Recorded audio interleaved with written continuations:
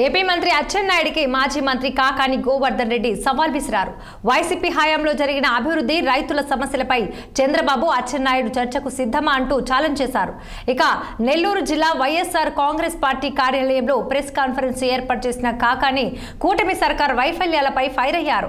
రాష్ట్రంలో రైతుల సమస్యలను ఏమాత్రం పట్టించుకోవటం లేదన్నారు. ఇక తుఫాన్ వల్ల తీవ్రంగా నష్టపోయిన అన్నదాతలను పరామర్శించడం లేదని, నష్టపరిహారంపై ఇంతవరకు స్పష్టమైన ప్రకటన కూడా చేయలేదని ధ్వజమెత్తారు. ఇక నకిలీ మద్యంతో ప్రజల ఆరోగ్యాన్ని పట్టించుకోకుండా దోచుకుంటున్నారని మండిపడ్డారు కాకాని గోవర్ధన్ రెడ్డి. సవాలుని మరింత లోతుగా చూసాం. మనం ఈయన చెప్పినటువంటి అన్ని విధాల మీద మనం మాట్లాడగలం అనేటువంటి నిర్ణయానికి వచ్చిన తర్వాత మేము మీకేం చెప్పాం, ఎప్పుడైనా సరే ప్రభుత్వం సిద్ధంగా ఉంది కాబట్టి సమయము, తేదీ, ఛానల్, వేదిక అన్ని మీరే ఖరారు చేయండి అని చెప్పాం. దాని మీద నేను ఆశిస్తున్నా అచ్చెన్నాయుడికి ధైర్యం ఉంటే మా సవాళ్ళని స్వీకరించి, నువ్వు ఇచ్చినటువంటి సవాల్, నువ్వు ముందుకు వచ్చావు, నువ్వు విసిరినటువంటి సవాల్, దానికి ప్రతి సవాల్ విసిరాం. కాబట్టి ఈరోజు మీకు మాట్లాడేటువంటి హక్కు ఎక్కడుంది?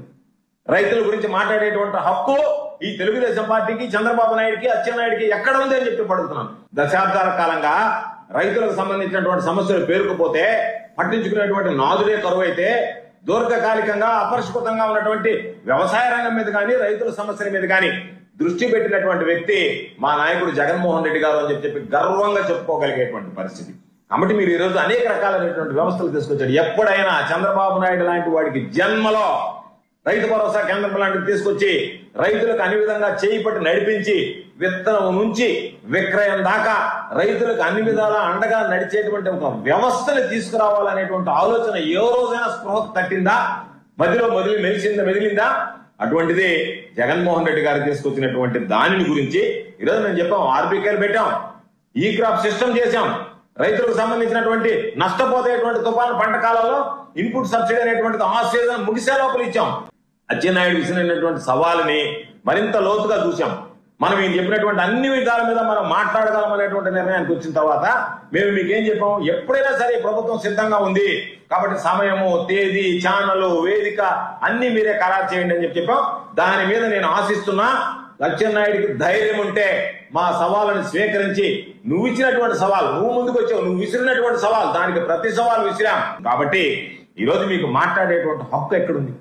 రైతుల గురించి మాట్లాడేటువంటి హక్కు ఈ తెలుగుదేశం పార్టీకి, చంద్రబాబు నాయుడికి, అచ్చెన్నాయుడికి ఎక్కడ ఉంది అని చెప్పి పడుతున్నాను. దశాబ్దాల కాలంగా రైతులకు సంబంధించినటువంటి సమస్యలు పేరుకుపోతే పట్టించుకునేటువంటి నాదుడే కరువైతే, దీర్ఘకాలికంగా అపరిష్కృతంగా ఉన్నటువంటి వ్యవసాయ రంగం మీద కానీ, రైతుల సమస్యల మీద కానీ దృష్టి పెట్టినటువంటి వ్యక్తి మా నాయకుడు జగన్మోహన్ రెడ్డి గారు అని చెప్పి గర్వంగా చెప్పుకోగలిగేటువంటి పరిస్థితి.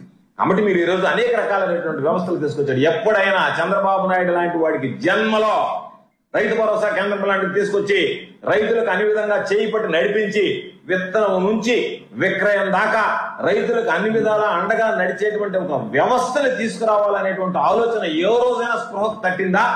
మధ్యలో మెదిలిందా?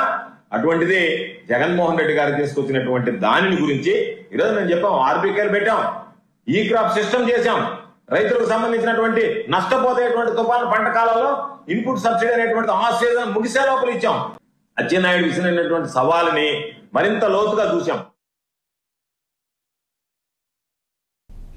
శ్రీకాకుళం జిల్లా కాశీబుగ్గ శ్రీ వెంకటేశ్వర ఆలయ తొక్కిసలాట ఘటనలో మృతుల సంఖ్య 9కి చేరుకుంది.